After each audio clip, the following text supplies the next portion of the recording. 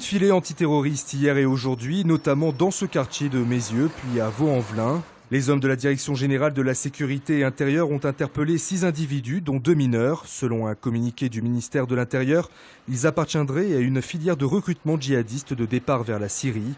Plusieurs armes ont par ailleurs été saisies. La police a agi dans le cadre d'une enquête préliminaire ouverte par la section antiterroriste du parquet de Paris. Donc on perçoit chacun une caméra là, pour le départ en service. C'est devenu un rituel, au même titre que le gilet pare-balles ou l'arme de service. Depuis quelques semaines, les policiers municipaux de Rieux ont pris l'habitude de s'équiper de toutes petites caméras portatives. Un matériel qu'on a pris en compte, c'est comme le port de l'armement, des menottes. Donc on n'y fait plus attention, on perçoit notre caméra, on part en patrouille et on remplit nos missions. En plus des 6 caméras portatives, 2 autres ont été installées dans les voitures. Pour la ville de Rieux, qui est l'une des premières à utiliser cet équipement, l'objectif est avant tout de lutter contre les incivilités. On s'aperçoit en effet qu'il y a une pacification des rapports entre la population et la police municipale. Pourquoi ? Parce qu'à partir du principe où les gens voient que l'autorité et les contrôles se font en toute transparence, à partir de là, il n'y a plus de problème. Nous vous informons que le contrôle est filmé. Malgré le vide juridique qui entoure l'utilisation de ces caméras, la pratique est aujourd'hui très encadrée, notamment en ce qui concerne les images enregistrées par les policiers. La caméra auto-écrase toutes les 48 heures la carte mémoire et par contre elle peut être prélevée à la demande du procureur de la République ou d'un officier de police judiciaire si une intervention s'est mal passée. Dans quelques jours, c'est l'ensemble des 13 policiers municipaux qui sera équipé. Un dispositif renforcé par l'installation prochaine d'une vingtaine d'autres caméras de vidéosurveillance cette fois. Michel Nérel, ex-numéro 2 de la PJ lyonnaise, viendra témoigner vendredi après-midi au procès du braquage de Global Cash. Il a été cité à comparaître par l'avocat de la défense d'un des braqueurs, David Metaxas.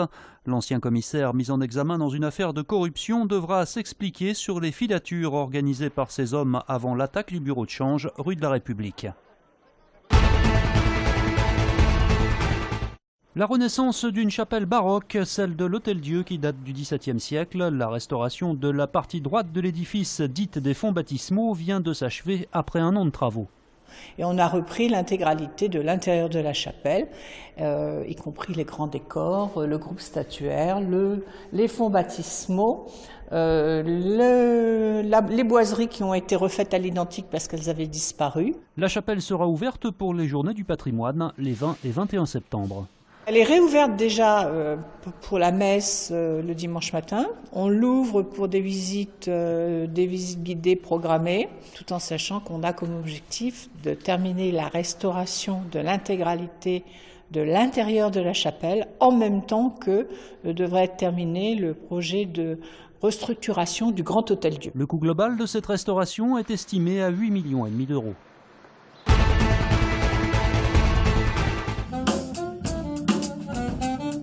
Un ciné-concert pour un anniversaire. Le Comédia fête en ce moment ses 100 ans. Né en 1914, le célèbre cinéma de l'avenue Berthelot a bien failli disparaître en 2003. Il est resté fermé durant 3 ans, jusqu'à l'arrivée de Marc Bonny, homme providentiel.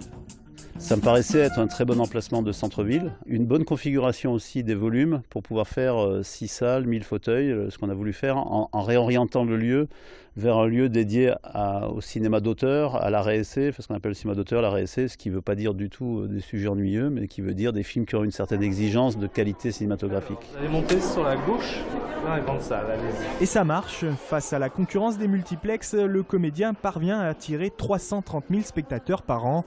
Des spectateurs qui viennent pour la programmation, bien sûr, mais aussi parce qu'ici, il n'y a ni pub, ni popcorn. Alors les pop-corn, ça ne m'intéresse pas du tout.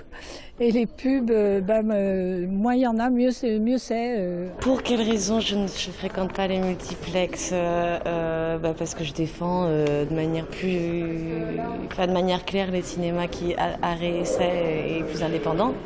Donc, et que le Comédien en fait partie.